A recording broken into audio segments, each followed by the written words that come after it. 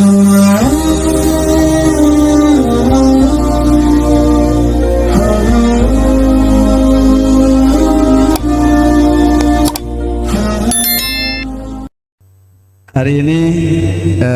kita berdiskusi, bermajelis. Majelis dalam konteks peradaban pemikiran. Tadi sudah banyak sekali spirit-spirit pemikiran yang konstruktif yang lahir dari para kader-kader Nahdlatul Ulama. Pejuang pemikir yang luar biasa. Ya, kiprah beliau-beliau ini dalam memberikan warna terhadap kebangsaan dan keumatan dan ke-NW-an. Hari ini saya sebagai pembicara terakhir akan merangkum apa yang disampaikan oleh keempat narasumber kita, bahwa Pak Profesor Harapandi bicara tentang NW itu adalah identitas. Nahdlatul Ulama adalah identitas yang melekat pada Nahdlatul Ulama itu adalah identitas kebangsaan, keumatan, keislaman. Sehingga dimanapun kita berada, di saat kita menyebut Nahdlatul Ulama, berarti itu sudah identitas kebangsaan, keumatan, dan keilmuan. Kemudian beliau juga memberikan stressing bahwa Nahdlatul Ulama itu adalah sebuah organisasi yang bergerak dalam dunia tariqah. Tariqah dalam makna yang sangat universal. Di situ ada pergerakan, di situ ada pendidikan, di situ ada sosial, di situ ada sufistik, ada tasawuf, dan seterusnya. Maka Nahdlatul Ulama sudah memberikan warna tersendiri terhadap pencerdasan anak bangsa. Itu statement Profesor Harapandi. Kemudian Al-Mukarram Rektor UNW Nahdlatul Ulama Dr. Guru Lalu Abdul Muhyi Abidin menjelaskan tentang bagaimana kiprah mahasantri Nahdlatul Ulama dalam ranah pendidikan. Maulana Syekh menyebut dua identitas khas murid Maulana Syekh. Maulana Syekh menyebutnya auladiyal awfiya wa talamidhatiyal uqala. Dua dimensi. Yang pertama adalah auladi, anak-anakku, al-awfiya, yang loyalis, anak-anakku yang berintegritas. Maka Pak Dr. Mughni menyebutnya dengan istilah wafa. Wafa yafi wifaan wafaan wiya awfiya. Dari sanalah maknanya wafa itu adalah maknanya adalah loyalitas. Wafa, makanya di saat apakah benar adalah benar artinya terikat? Iya, benar menurut beliau. Tapi menurut saya menyebutnya wafa itu adalah loyalitas. Ya, tepuk tangan buat Dr. Mughni. Perut ada muncul Mughni berikutnya. Jadi Maulana saya memberikan diksi bahwa ada yang disebut dengan al-awfiyah. Selamat datang Pak Bupati Lombok Tengah.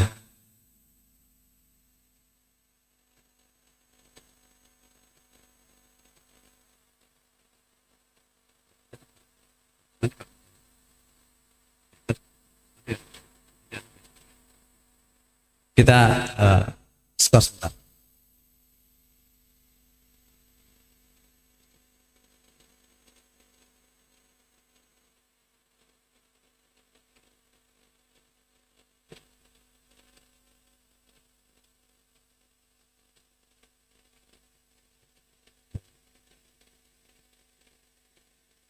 Mati.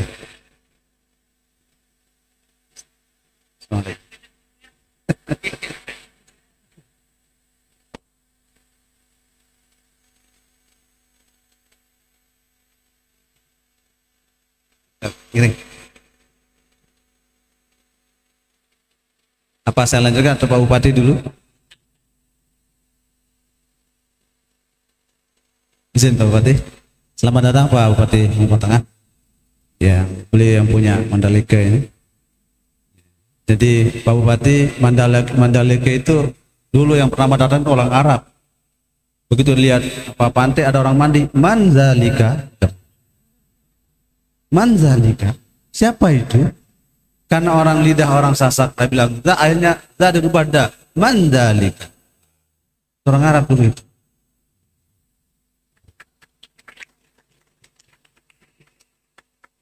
Atau bahkan itu bahasa asli, Mandalika, mandallaka ila dzalik.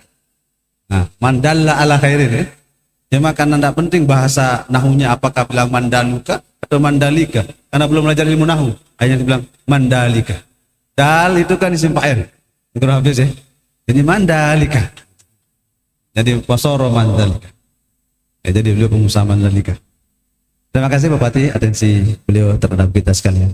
Saya lanjutkan Pak Bupati izin, tak lama, paling 2, 3, 4, 5, 6, 7, 8, 9 menit. Ada 2 diksi Maulana Syekh menyebut ke murid beliau. Ada auladiyah al-aufiyah, murid-muridku yang loyalis.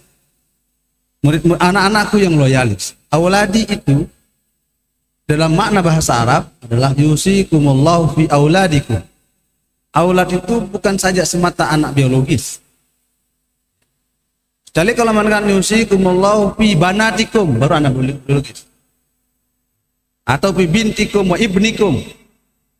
Al-abna itu anak biologis kalau al-abna.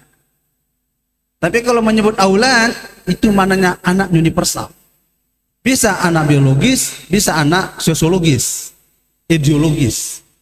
Maka Maulana menyebutnya dengan sebutan auladi al-aufiyah.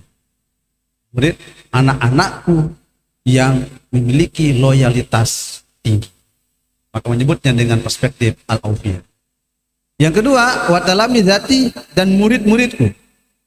Maulana saya menyebutnya talamid, tilmiz. Tidak menyebutnya dengan sebutan ya tullabi al-uqala atau talabi al-uqala. Tapi Maulana saya menyebutnya talamid. Bahwa talamid itu maknanya adalah murid-murid yang selalu memberikan contoh produktif. Maka namanya tilmiz.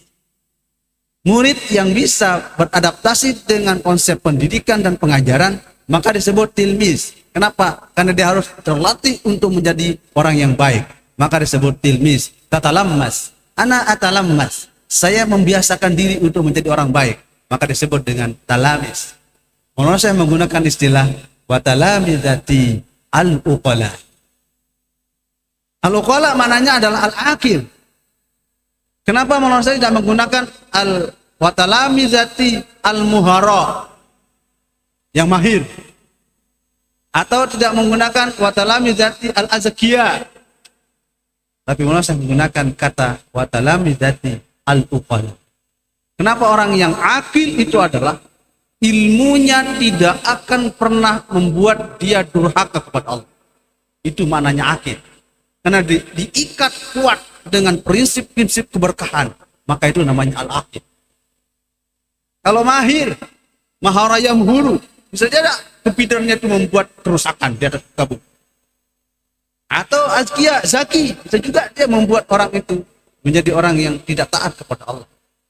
Tapi Maulana saya menemukan sebuah diksi kata sebagai sebuah perekat kebangsaan itu dengan istilah wa talamizati al-uqal. Dua diksi ini menjadi frame pemikiran al-muflah Bapak Maulana dalam mendoktrinasi, dalam memberikan kaderisasi perjuangan organisasi Nahdlatul Ulama. Saudara, selanjutnya Maulana mencoba bergerak dalam sebuah paradigmatik perjuangan. Maulana menyebutnya sebagai orang yang nahid. Pejuang-pejuang Nahdlatul Ulama itu disebut nahid oleh Maulana. Wan nahidina wan nahidat lidinillahi ma quriya bismillahirrahmanirrahim. Jadi pejuang-pejuang Nahdlatul Ulama itu disebut nahid oleh Maulana. Nuhud sebagai sebuah etos kebangkitan, etos pergerakan, etos produktivitas dalam meraih sebuah cita-cita al-watan, kebangkitan dan kesejahteraan warga negara dan bangsa. Maka Maulana Syekh menyebutnya dengan istilah lahir, ya, bangkit semangat, bangkit intelektualitas, bangkit kreativitas, menyebutnya dengan istilah lahir. Maulana Syekh tidak menyebutnya an-nasyi'. An-nasyi' itu artinya orang yang bangkit tapi pelan-pelan baru muncul sampai kepada tujuan. Tapi kalau nahid itu adalah mulai dia bergerak sampai tujuan, tidak pernah menengok kiri kanan, pantang menyerah. Itu filosofis makna nahid. Maka diksi perjuangan Maulana Syekh ini menjadi sesuatu yang sangat produktif bagi seluruh kita, warga besar Nahdlatul Ulama.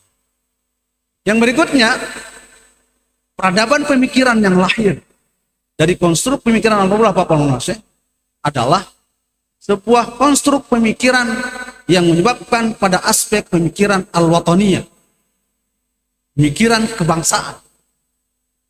Yang Maulana Syekh menyebutnya antara jiwa dengan negara itu satu tarikan nafas. Watani, ruhi, bida'un, laki, min kulli dhalal. Statement kebangsaan Maulana Syekh yang membangkitkan euforia demokratisasi untuk kader-kader anak bangsa. Kalau saja Maulana Syekh mengatakan misalnya, ya, hanya menyebut, ya, sebuah identitas suku misalnya, atau identitas tempat, tapi Maulana Syekh menyebut watan, tanah airku, kebangsaanku, nasionalismeku, ruhi, ruh, nyawaku, bidaun, menjadi tebusan, laki kepadamu wahai negaraku, mingkul dolal, dari segala ancaman-ancaman kesesatan. Konsepsi, ya, pergerakan kebangsaan Al-Ma'ruf Bapak Maulana Syekh ini menjadi ruh, spirit perjuangan bagi kita seluruh kader-kader pejuang Nahdlatul Ulama. Ini sebuah pemikiran-pemikiran wataniyah Al-Ma'ruf Bapak Maulana Syekh yang harus menjadi garda terdepan bagi Nahdlatul Ulama untuk menghadirkan sebuah peradaban kebangsaan dan keummatan. Yang berikutnya, Maulana Syekh dan Guru Kiai Haji Muhammad Zainuddin Abdul Majid dalam perspektif pemikiran-pemikiran mahasantri Nahdlatul Ulama, Maulana Syekh itu adalah figur sosok yang kamit. Kenapa? Karena Maulana Syekh bukan hanya sebatas sebagai ulama, beliau juga sebagai seorang adib, udaba, seorang sastrawan, budayawan, ya, yang selalu melakukan perubahan-perubahan kulturalisasi dalam kultur-kultur masyarakat Sasak. Masyarakat Sasak senang berpinje-panje. Amin. Berpinje-panje. Pinje-panje itu adalah bahasa-bahasa yang sedang, ya, kurang produktif, kurang wise. Biam laik sidetia lalu buaya bangkat dalam, ya pan bangkat dalam pengaruh karena kode. Itu kan pinje-panje. Ya, mun lauk, mun bedaya, mun timur, mun bebarat, mun mau pada waya, bilang jelok saling endat. Itu kan pinje-panje. Laka. Maulana Syekh mencoba merubah kultur-kultur itu dengan ritme-ritme syair. Syair Maulana Syekh menyusun lagu bahasa Sasak. Maulana Syekh menyusun syair, ya, dalam kultur-kultur lisan Sasak. Betul-betul Maulana Syekh itu menerapkan ayat Al-Quran bilisani qaumihi, dengan kultur tutur bahasa kaum. Maulana Syekh hadir untuk memberikan warna terhadap perubahan kultur-kultur itu. Ini sebuah lompatan-lompatan yang luar biasa yang dihadirkan oleh Al-Ma'ruf Bapak Maulana Syekh dalam konteks ini. Kemudian Maulana Syekh juga tidak pernah lepas dari fikroh sia-sia, pemikiran politik demokratis Maulana Syekh. Dalam sejarah Maulana Syekh, ya, beliau tidak hanya diam sebagai seorang organisatoris, tapi beliau juga bergerak dalam ranah-ranah politis. Kenapa? Karena, ya, itu lima salihil ibad wa lima salihil ummah. Politik, ya, kemaslahatan Maulana Syekh adalah pada dua dimensi, lima salihil ibad wa lima salihil ummah. Dua perspektif politik Maulana Syekh itu adalah demi kemaslahatan bangsa, negara, dan umat manusia. itu sebuah visi yang luar biasa yang dihadirkan oleh Al-Maulana Pak Mullah tentang ya pemikiran Mahasantri Nahdlatul Ulama. 2 menit lagi. Selanjutnya yang terakhir, Maulana Syekh dalam hari ini menghadirkan kita sebuah wadah. Wadah ini namanya Nahdlatul Ulama. Nahdlatul Ulama ini menjadi sebuah wadah amanah yang terus menjadi tanggung jawab kita untuk kita estafetkan, untuk kita lanjutkan, untuk kita perjuangkan, dan kita tentu ya tingkatkan. Seminar pemikiran hari ini mengharapkan pemikiran-pemikiran produktif untuk kita kembangkan Nahdlatul Ulama, bukan saja pada dimensi lokalitas, bukan saja pada dimensi nasionalitas, tapi dimensi globalitas yang menurut saya menyebutnya dengan sebutan wansur, wafal, wa'ayyir, Nahdlatul fil alami. Inilah PR besar kita untuk mewujudkan mimpi-mimpi mulia Al-Maulana Syekh untuk menyebarkan Nahdlatul bersama ormas-ormas Islam yang lain untuk menyebarkan Islam rahmatan lil alamin.